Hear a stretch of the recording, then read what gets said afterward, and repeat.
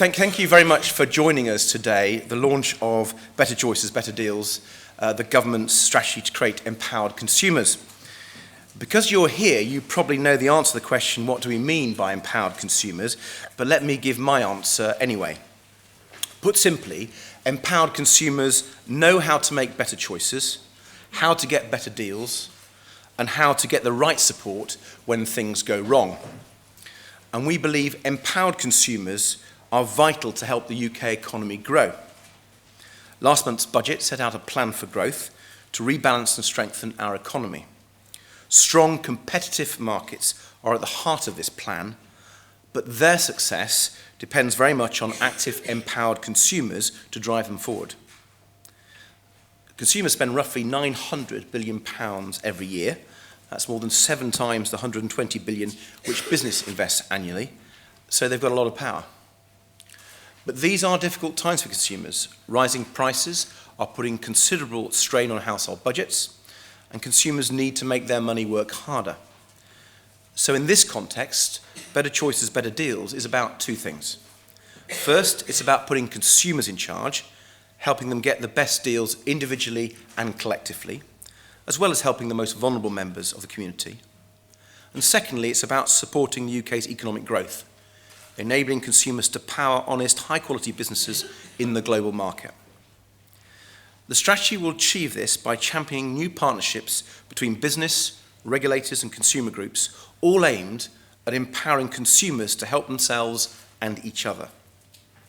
The government's role will be to facilitate this work and encourage groups to tackle problems faster. Better Choices, Better Deals is a unique, non-regulatory approach to helping consumers. Indeed, we want to avoid regulation, except as a very last resort. So I'd like to take this opportunity to briefly outline some of the important themes which will help us deliver these objectives. First, the power of information. Whether it's choosing new car insurance or the right energy supplier, working out the best deal can be time-consuming, especially when you're confronted with a jungle of complex options and tariffs. Evidence shows that even when consumers do switch suppliers now, they can sometimes fail to get a better deal. If consumers are to take more control, they must be able to access and use the data held about them by business. Unlike all the marketing data or the information overload consumers get now from so many other sources, this data is their personal data.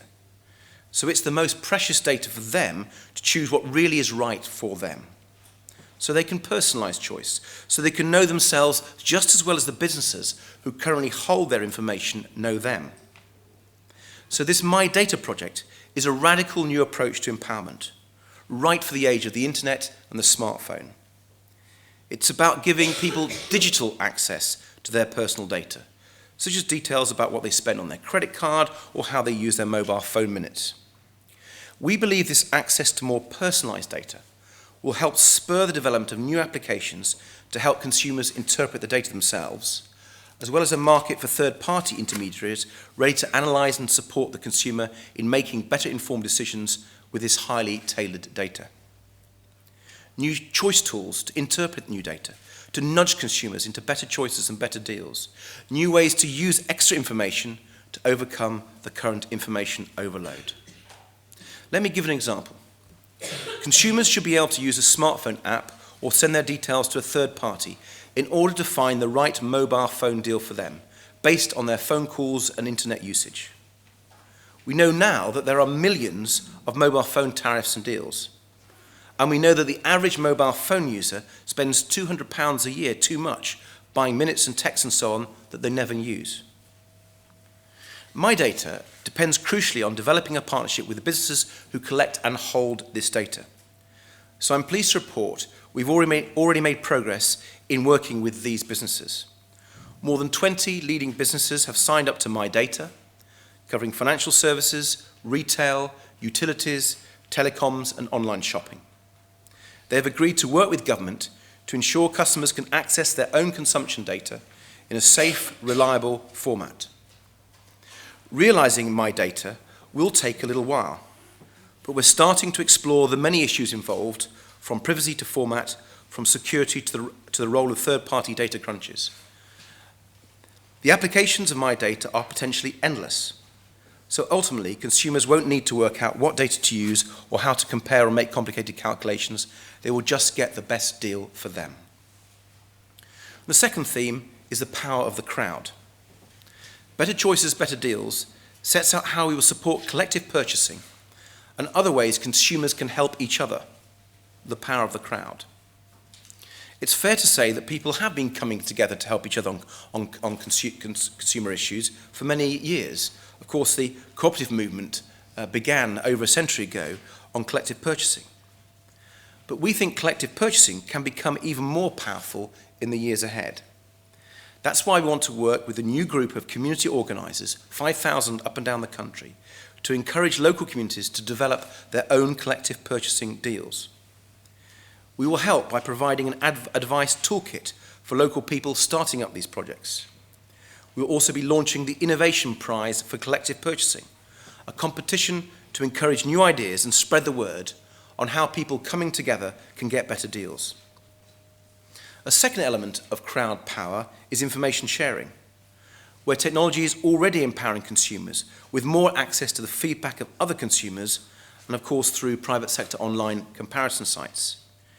Yet there can be problems with such sites, as unscrupulous people try to game their information.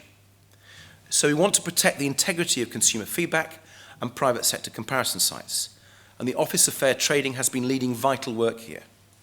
We think as a first step, there is a need to establish a self-regulatory quality mark for web and comparison sites that have clear and transparent consumer feedback.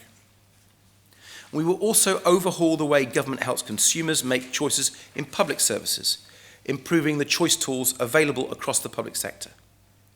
And we want to see the release of more regulatory data held by the government on complaints and performance. And our third theme is supporting the vulnerable. Ensuring vulnerable people do not lose out in the face of rapid technological change and challenging economic times is a crucial part of our strategy. Our proposals include reforming the system of consumer redress to make it easier and cheaper for people to use, particularly in the first instance online. And we'll be piloting access to in-store consumer feedback for those who don't or can't use the internet. And this will start in selected Argos stores. And to help us develop other work in this area, I've asked Citizens Advice and Consumer Focus to work together to review and make recommendations on ways to empower the most vulnerable members in our communities. Both organisations are represented here today, and I'd like to thank them for their help with this project. And our final theme is about looking for a new role for government and business in consumer empowerment. I believe government, business, regulators, consumer groups can work together to benefit consumers more than ever before. This includes the responsibility deal, taking it into new areas of public health so people can make better choices about the food and the drink they buy. And of course, there are other applications of the responsibility deal in future times for the environment. And we'll build on the Prime Minister's Corporate Social Responsibility Initiative, Every Business Commits, and support professional standards to improve customer service. And overall, there'll be a greater emphasis on consumer enforcement bodies empowering consumers, as well as using existing regulation to tackle rogue traders. Of course, we recognise that the government doesn't have all the answers. That's why, in the spirit of this empowerment strategy, we are setting up our own feedback loops so consumers, business and others can comment and tell us what they are doing and suggest next steps. Better Choices, Better Deals is an ambitious strategy, but one which has the power to change the way consumers access goods and services. I hope that all our stakeholders and interested parties, many of whom are represented here today, will work with us to realise this shared ambition. Thank you very much.